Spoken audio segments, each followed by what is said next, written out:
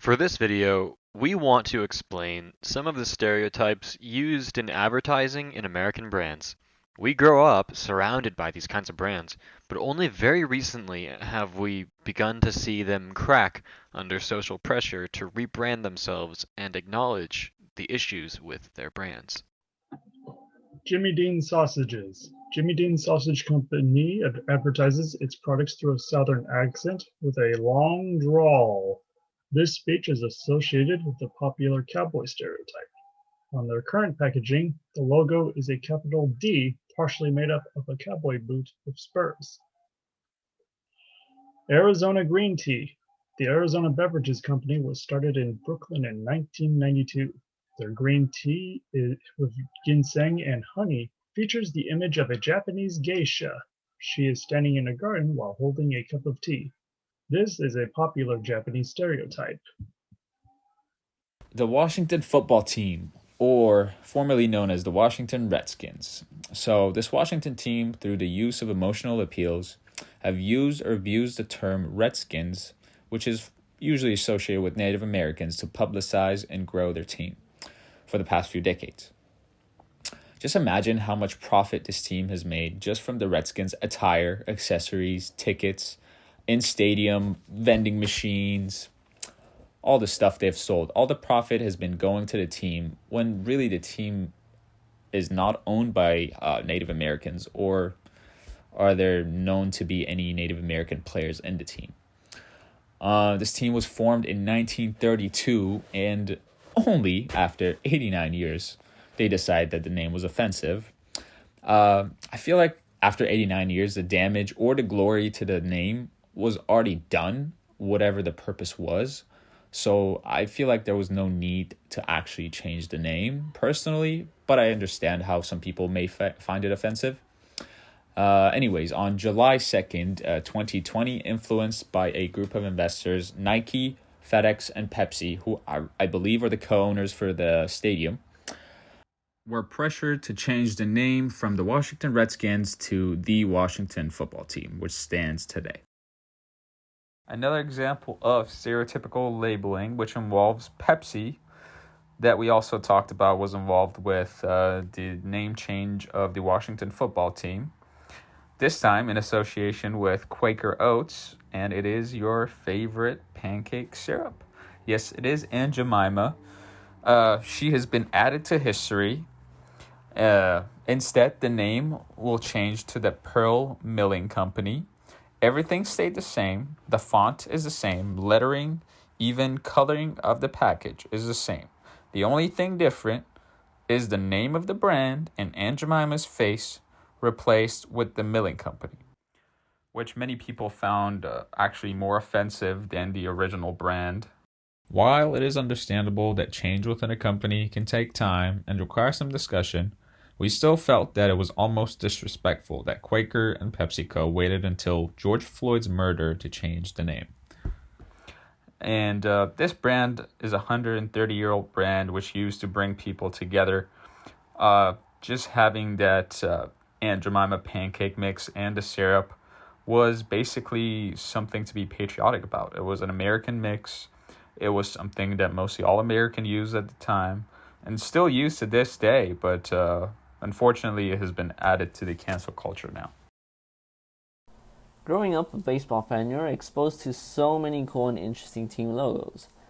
One of the most interesting and one of my favorites was the Cleveland Indians logo with Chief Wahoo's face on it. Chief Wahoo is depicted as an Indian chief with tribal headgear, and what really stands out the most is his red skin color. It makes sense why the team wanted to go with the Indian mascot, because of Native American history in Ohio, but they should have taken a less stereotypical approach in my opinion. As much as I like the look of the logo, it is quite racist and stereotypical of the indigenous people. Native Americans are racially referred to as Redskins, and the designers of the logo straight up applied Redskin to Wahoo, and it stayed like that for many years. That is until 2013-2014, when complaints came in and the logo had to be changed back to one of its first logos. The team now only wears the letter C for Cleveland on their uniforms and hats. Banning of racist and stereotypical logos has become a new trend. Del Taco is one of my go-to restaurants when it comes to good and cheap food. It's always nice to treat my stomach with some delicious crunchy tacos, and you can't forget the warm crinkle cut fries. Apart from the good food and prices, the company seems very Latin with the name of Del Taco, or of the taco, when translated in English when it is not. According to DelTaco.com, the company was founded by two men by the names of Ed Hackbarth and David Jameson back in 1964 in Irma, California. This restaurant claims to be a Mexican grill. I question where exactly does the Mexican influence come from?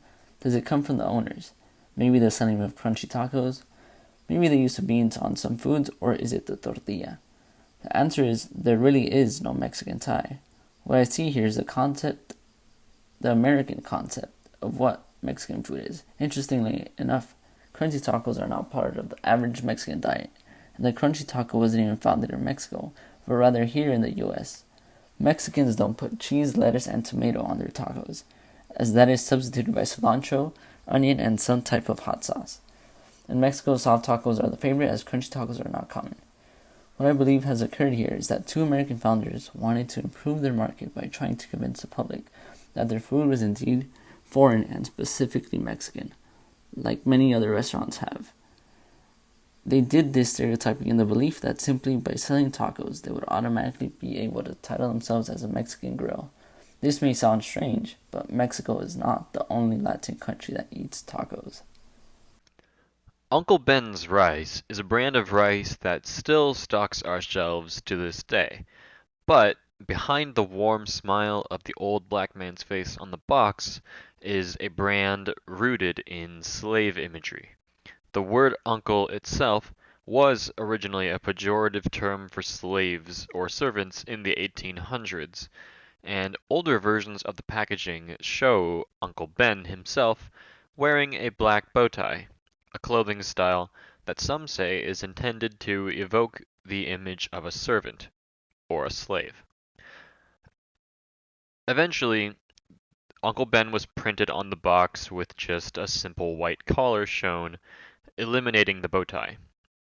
Following the aftermath of the George Floyd murder and protests, Mars Incorporated announced that it would be renaming Uncle Ben's to Ben's Original. This was just hours after Quaker Pepsi announced that they were going to change the name of Aunt Jemima.